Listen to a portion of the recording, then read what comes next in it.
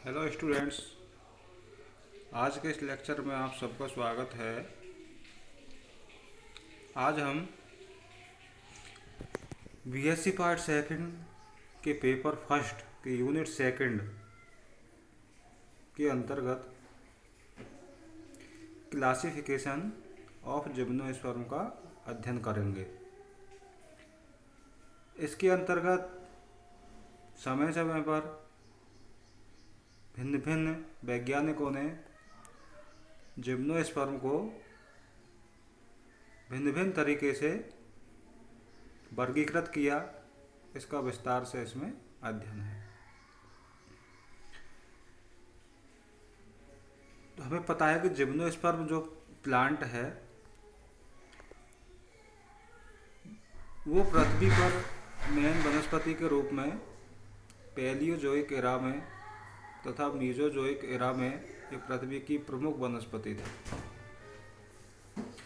यद्यपि वर्तमान में पृथ्वी की प्रमुख वनस्पति एंजियोस्पर्म है, फिर भी जिम्नोस्पर्म वन उत्तरी शीतोष्ण नॉर्थ टेम्परेट और उप आर्कटिक क्षेत्र सब आर्कटिक रीजन्स में बहुतायत से मिलते हैं। ऐसे क्षेत्रों की आज भी प्रमुख वनस्पति है। समय समय पर वैज्ञानिकों ने जिम्नोस्पर्म के वर्गीकरण की रूपरेखाएं तात्कालिक उपलब्ध जानकारी के आधार पर प्रस्तुत की हैं, परंतु जिम्नोस्पर्म का वर्गीकरण एक परिवर्तनशील प्रणाली रहा है, क्योंकि इस समूह के अधिकांश पौधे कालांतर में विलुप्त होते चले गए और उन सभी के जीवाश्मों का पता चल पाना असंभव है। जब जब नए जीवाश्मों के बारे में पूर्ण जानकारी उपलब्ध होती है, जिम्नोस्पर्म के वर्गीकरण की रूपरेखा में कमोबेश परिवर्तन होते रहते हैं।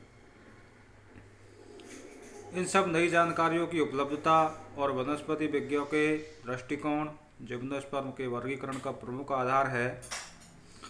यहाँ कुछ प्रमुख वैज्ञानिकों द्वारा दिए गए वर्गीकरणों का उल्लेख किया गया है, जो इस प्रकार है। सबसे पहले बेंथम एंड हुकर, इन्होंने 1866 से 1883 में वर्गीकरण प्रस्तुत किया। इन दोनों वैज्ञानिकों ने जिम्नोस्पर्म को पुष्पिपादा फेनेरोगैम्स के साथ वर्गीकृत किया तथा इस समूह के पौधों को डाइकोटिलीडनी व मोनोकोटिलीडनी के बीच में रखा। इन वैज्ञानिकों ने जीवित जिम्नोस्पर्म को 3 फैमिलीज में वर्गीकृत किया। स्पर्मेटोफाइटा को 2 वर्गों में डाइकोटिलीडन और मोनोकोटिलीडनी, और इनके मध्य में रखा जिम्नोस्पर्म। जिम्नोस्पर्म की 3 फैमिली है, साइकेडेसी, नीटेसी और कॉनिफेरेसी।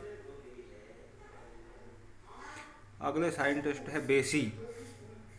इन्होंने 1911 में जिम्नोस्पर्म का अपना वर्गीकरण प्रस्तुत किया। इन्होंने स्पर्मेटोफाइटा, इसको संघ 12 साइकेडोफाइटा वर्ग टेरिडोस्पर्मी, इसको फैमिली साइकेडनी, बेनिटाइटनी और कॉइडेटनी में वर्गीकृत किया। उसके बाद फाइलम 13,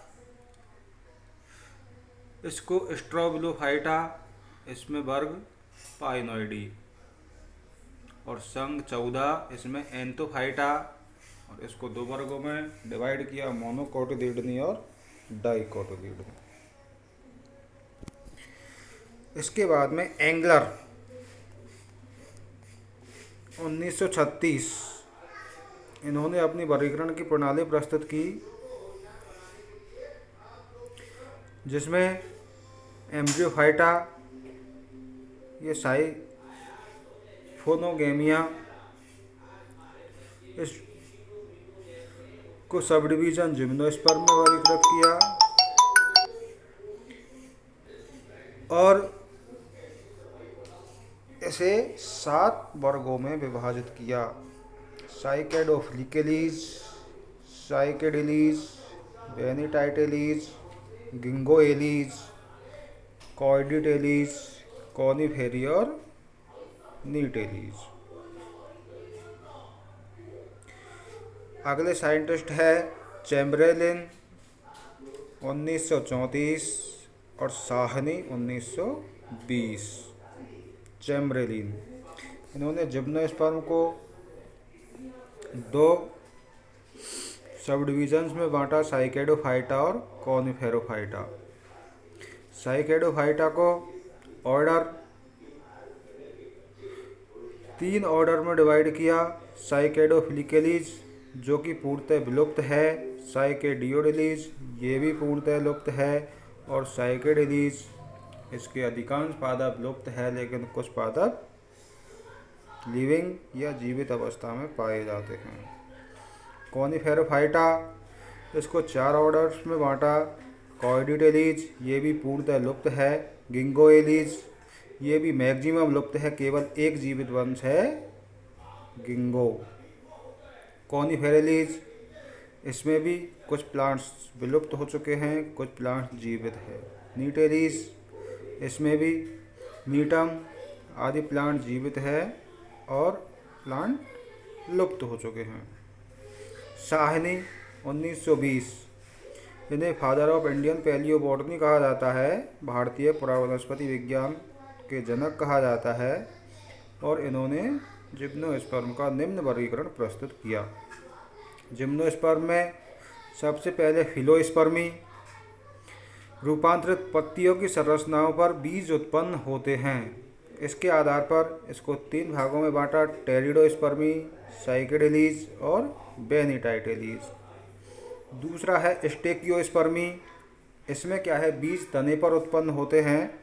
इसको भी फिर 4 भागों में बांटा, कॉर्डिटेलीज, गिंगोएलीज, कॉनिफेरेलीज और नीटेलीज।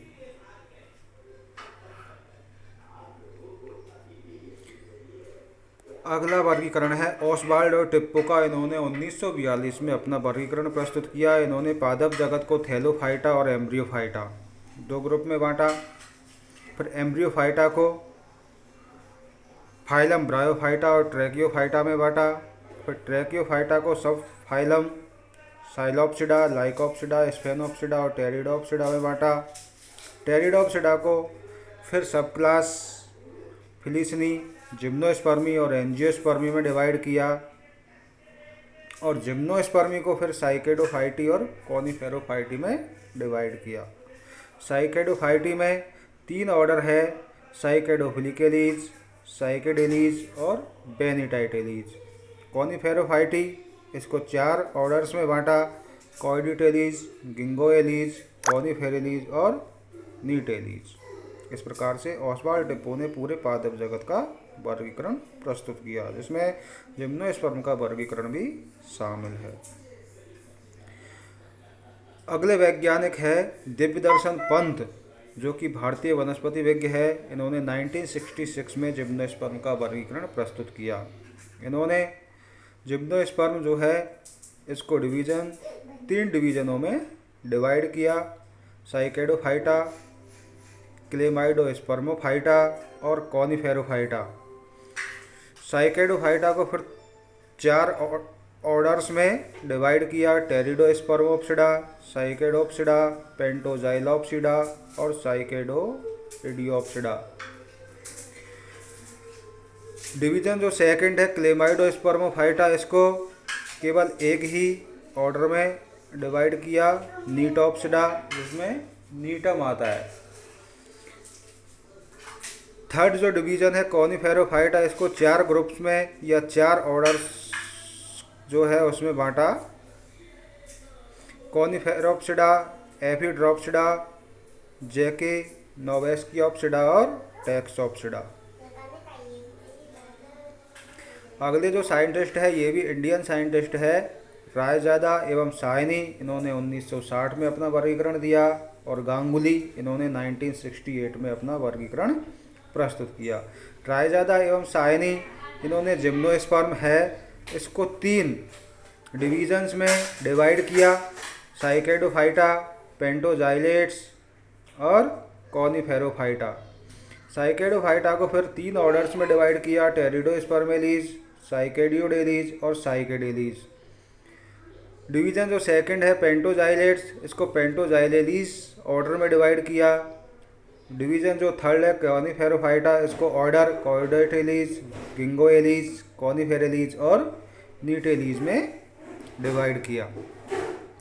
उसके बाद में गांगुली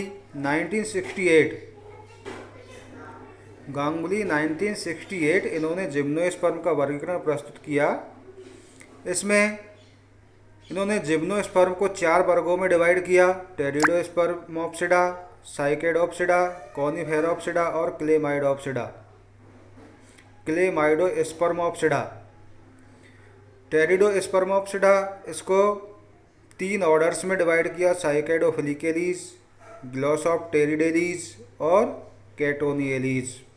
साइकेडोप्सिडा को फिर 4 ऑर्डर्स में डिवाइड किया: साइकेडेलीज, निल्सोनिएलीज, साइकेडियोडेलीज और पेंटोजाइलेलीज। कॉनिफेरोप्सिडा इसको भी 4 ऑर्डर्स में डिवाइड किया: कॉर्डेटेलीज, टेक्सेलीज, गिंगोएलीज और जैकेनोसिफिलिएलीज। क्लेमाइडोस्पर्मोप्सिडा इसको भी 3 ऑर्डर्स में डिवाइड किया: एफिड्रेलीज, बेल्वेस्चिएलीज और नीटेलीज। उसके बाद में केआर स्पोर्ने इन्होंने 1965 से 1971 में जिम्नोस्पर्म का डिटेल अध्ययन किया और इन्होंने इसका वर्गीकरण प्रस्तुत किया। कैम्ब्रिज विश्वविद्यालय के स्पोर्ने ने अपनी पुस्तक मॉर्फोलॉजी ऑफ जिम्नोस्पर्म में जिम्नोस्पर्म को 3 क्लास, 9 ऑर्डर तथा 19 कुलों में वर्गीकृत किया। अधिकांशतः स्पोर्ने के वर्गीकरण का उपयोग किया जाता है और उसके वर्गीकरण की विस्तृत रूपरेखा निम्न प्रकार है। इस वर्गीकरण में जो तारांकित या स्टार जिस स्थान पर लगा हुआ है वो लुप्त या एक्सटिंक्ट वर्गक है। जिम्नोस्पर्म की क्लास 1 है, ये पूर्णतः लुप्त है। साइकेडोप्सिडा इसको 4 ऑर्डर्स में डिवाइड किया है: टेरिडोस्पर्मेलीज, इसमें कुल 7 फैमिली है: लाइजिनोप्टेरिडेसी, मेडुलोसेसी, कैलेमोपीटिएसी, ग्लोसोप्टेरिडेसी, पेल्टोस्पर्मेसी, कोरिस्टोपर्मेसी और कैटोनिएसी। तो टेरिडोस्पर्मेलीज जो ऑर्डर है इसमें 7 फैमिली है, ये पूर्णतः लुप्त है। दूसरा ऑर्डर है बेनिटाइटेलीज, ये भी पूर्णतः लुप्त है। इसको 3 फैमिलीज में बांटा गया है: विलियमसोनिएसी, बाइलैंडियलीसी और साइकेडियोइडेसी। ये भी पूर्णतः लुप्त ऑर्डर है। थर्ड ऑर्डर है पेंटोजाइलेलीज, ये जो थर्ड ऑर्डर है ये भी पूर्ण रूप से विलुप्त है और इसमें एक फैमिली है पेंटोजाइलेसी। फोर्थ जो ऑर्डर है वो है साइकेडेलीज, इसमें 2 फैमिली है: निल्सोनिएसी और साइकेडेसी। ये जो ऑर्डर है ये भी पूर्णतः विलुप्त है। क्लास नंबर 2 है वो है कॉनिफेरोप्सिडा, और कॉनिफेरोप्सिडा जो है इसको 4 ऑर्डर्स में डिवाइड किया गया है। ऑर्डर नंबर 1 है कॉर्डेटेलीज, ये भी पूर्णतः लुप्त है। इसमें 3 फैमिली है: एरिस्टोफाइटेसी, कॉर्डेटेसी और पोरोजाइलेसी। ऑर्डर जो दूसरा है वो है कॉनिफेरोप्सिडा, इसमें जो क्लास 2 कॉनिफेरोप्सिडा, इसको 5 ऑर्डर्स में डिवाइड किया है: कॉर्डेटेलीज, प्रोटोपेटेलीज, गिंगोएलीज, कॉनिफेरेलीज और टेक्सेलीज। ऑर्डर जो थर्ड है नीटोप्सिडा, इसको 3 ऑर्डर्स में डिवाइड किया है: एफिड्रेलीज, नीटेलीज और बेल्वेस्चिएलीज। इस प्रकार से अलग अलग वैज्ञानिकों के द्वारा जिम्नोस्पर्म का अलग अलग समय पे जैसे जैसे खोज हुई उसके आधार पर अलग अलग वर्गीकरण प्रस्तुत किया है। Thank you. अगली क्लास में हम जिम्नोस्पर्म का इकोनॉमिक इम्पोर्टेंस के बारे में अध्ययन करेंगे। थैंक यू, टेक केयर, धन्यवाद।